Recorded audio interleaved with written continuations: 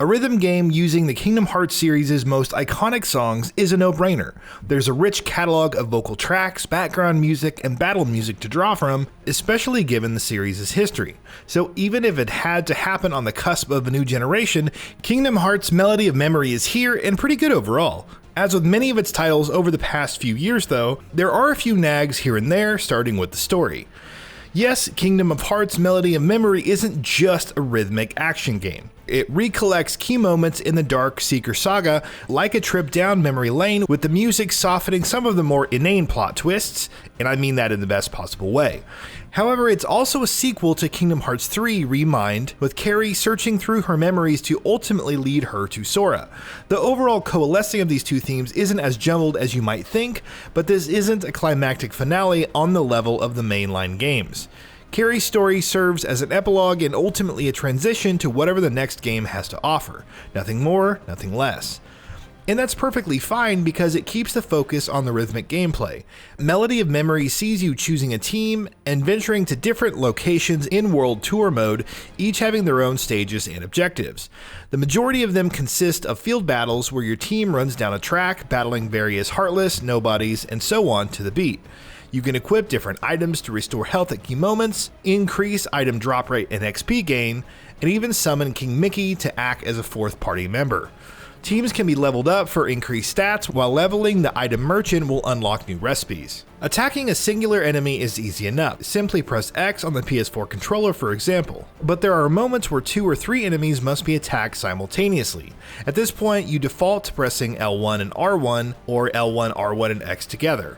Jumping over enemy projectiles with circle, which is also used to eliminate mid-air threats, or hitting triangle to unleash magic against larger foes are also a thing. Some Disney-based stages also throw in a guest character like Hercules, Beast, or Mulan, and while they don't really add much in terms of unique abilities, they do provide bonuses when hitting certain beats in the tracks. World Tour kicks off in a very modest fashion, but as you progress, it starts throwing tougher beat maps at you. This is where the game shines though. From Destiny Islands to Olympus Coliseum, or the upbeat tones of The Promised Beginning to the somber end of the world, Kingdom Hearts still offers some of the absolute best music in gaming. The selection here is top notch, definitely evoking the emotion and nostalgia of key story arcs. Utada Hikaru's tracks, namely Simple and Clean, Sanctuary, and Don't Think Twice, are also included with classic Disney riffs like Under the Sea and Let It Go. The design of each beat map is also incredibly pinpoint, matching the song's rhythm while providing some unique challenges.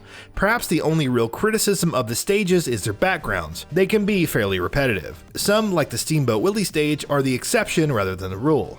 Boss battles are here also, though they work in a slightly different fashion. You're essentially dealing damage and guarding against enemy attacks, both determined by the precision of your inputs. There's more variety to be had though, with long presses and directional presses with the joysticks on top of the usual controls. Overall they're fine, but you don't really capture some of the more climactic moments from certain fights. While Square Enix and Indie Zero didn't have to bring these kinds of set pieces into all the stages, a few mix-ups in the boss fights, which are few enough as is, would have been great. The graphics quality throughout can also be uneven.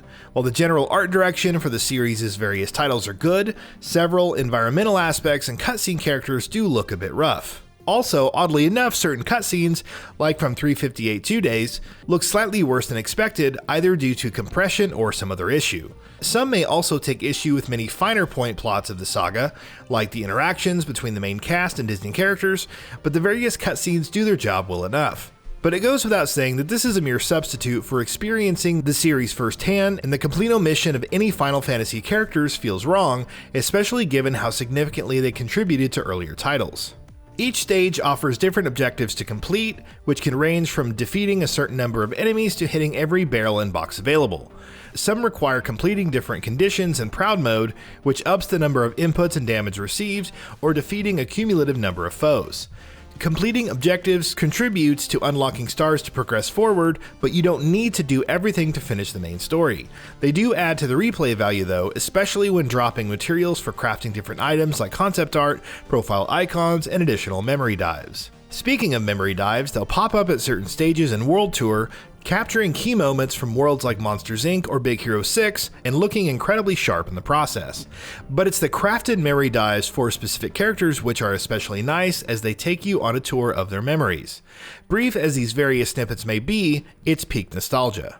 But that's not all. There's also Performer Style, which adds L2, R2, and Square as additional bonus beats. These beats aren't mandatory to press, but can increase one's score further and also add a nice challenging layer to songs along with Proud Mode. While online play couldn't really be tested, I had a blast competing in offline ranked battles with AI opponents. It's a lot more fun than you'd think, especially with tricks coming into play. These are debuffs, like invisible indicators or fake targets, that can be cast on your opponent when successfully chaining together beats, though the same can be applied on you. Far from being a nuisance, I loved the additional challenge and gameplay variety they provided. However, a future update adds them to World Tour mode as well, if only as an optional modifier. With over 140 songs, excellently designed beat maps, a variety of different modes and difficulties, solid gameplay mechanics, and the raw appeal of reliving the entire Darkseeker saga, Kingdom Hearts Melody of Memory is a fun experience. Despite its imperfections, there's a lot to sink one's teeth into, whether they love rhythm games or the franchise. It might be a niche in many aspects, but serves as a stellar recap of the saga's most iconic moments. And that wraps it up. If you like what we are doing, please consider subscribing to our channel, and don't forget to switch on the bell notification icon. That way you will never miss out on any of our videos.